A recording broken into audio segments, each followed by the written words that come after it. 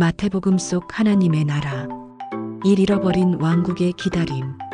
아주 오래전 하나님은 세상을 만드셨습니다.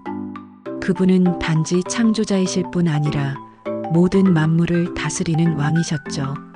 하나님은 인간에게 내 형상대로 너희가 세상을 다스리라 하셨습니다. 즉, 하나님의 통치를 이 땅에 드러내는 대리왕으로 사람을 세우신 것입니다. 하지만 인간은 하나님 대신 스스로 왕이 되려는 선택을 했습니다.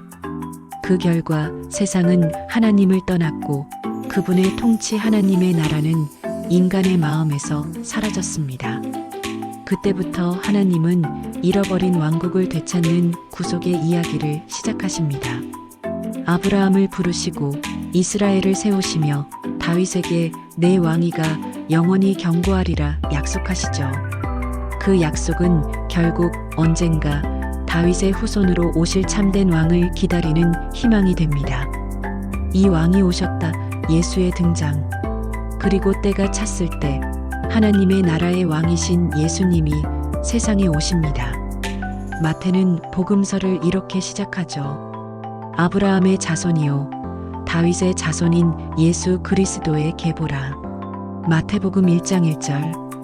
이 한 구절이 바로 마태복음의 주제 전체를 요약합니다.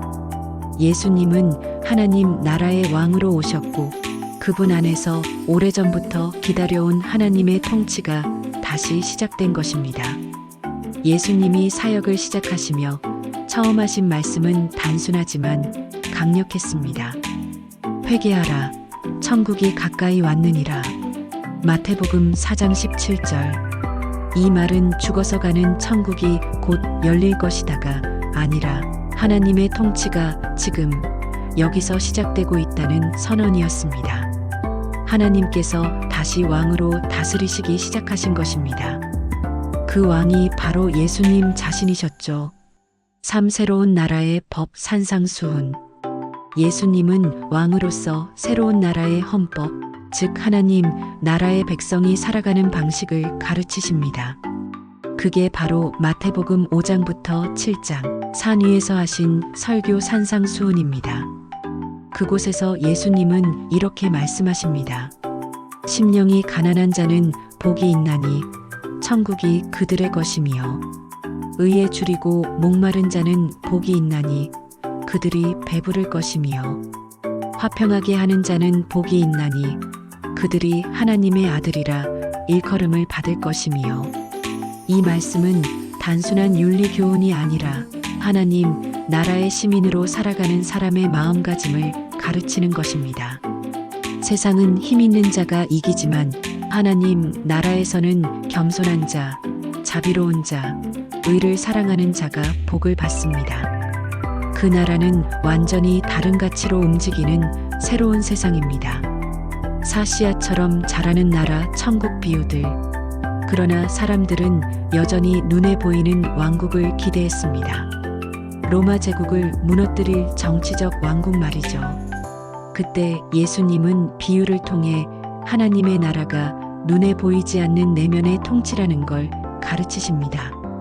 천국은 마치 사람이 밭에 감추인 보화와 같으니 천국은 마치 겨자씨 한 알과 같으니 마 13장. 겨자씨는 아주 작습니다. 하지만 심으면 자라서 큰 나무가 되고 새들이 깃들입니다.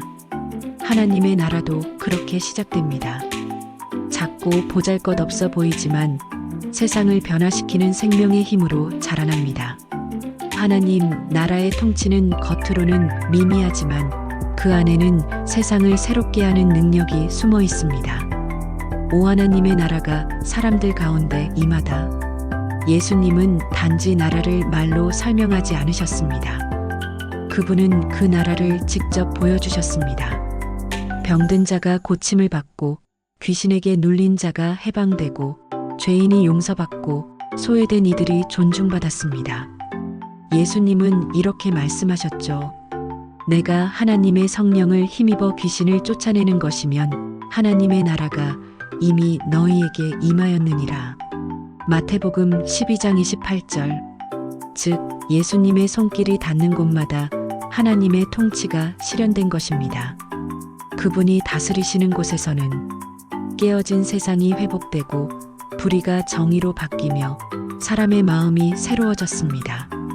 육그 나라를 맡은 사람들, 제자들과 교회. 예수님은 하나님의 나라를 혼자 세우지 않으셨습니다. 그분은 제자들을 불러 하나님 나라의 일꾼으로 세우셨습니다. 내가 내 교회를 세우리니 음부의 권세가 이기지 못하리라. 마태복음 16장 18절. 천국 열쇠를 내게 주리니 16장 19절. 이제 하나님의 나라의 통치권은 예수님을 따르는 공동체, 즉 교회를 통해 세상에 드러나게 됩니다. 교회는 완벽하지 않지만 이 세상 한가운데서 하나님 나라의 샘플처럼 존재합니다. 사랑과 용서, 정의와 자비로 세상을 비추는 공동체죠. 7 완성될 나라, 다시 오실 왕. 하지만 하나님의 나라는 아직 완성되지 않았습니다. 예수님은 이미 시작되었지만 아직 완전하지 않은 나라를 남기고 승천하셨습니다. 그리고 이렇게 약속하셨습니다. 인자가 자기 영광으로 올 때 창세로부터 예비된 나라를 상속받으라. 마태복음 25장 31절에서 34절. 그날에는 예수님이 다시 오셔서 모든 악을 심판하시고 의로운 자들에게 영원한 하나님 나라를 주실 것입니다. 그때는 더 이상 눈물도 아픔도 죄도 없고 하나님이 직접 우리와 함께 다스리시는 완전한 세상이 펼쳐집니다. 마태복음 속 하나님의 나라는 한 줄로 요약하면 이렇습니다.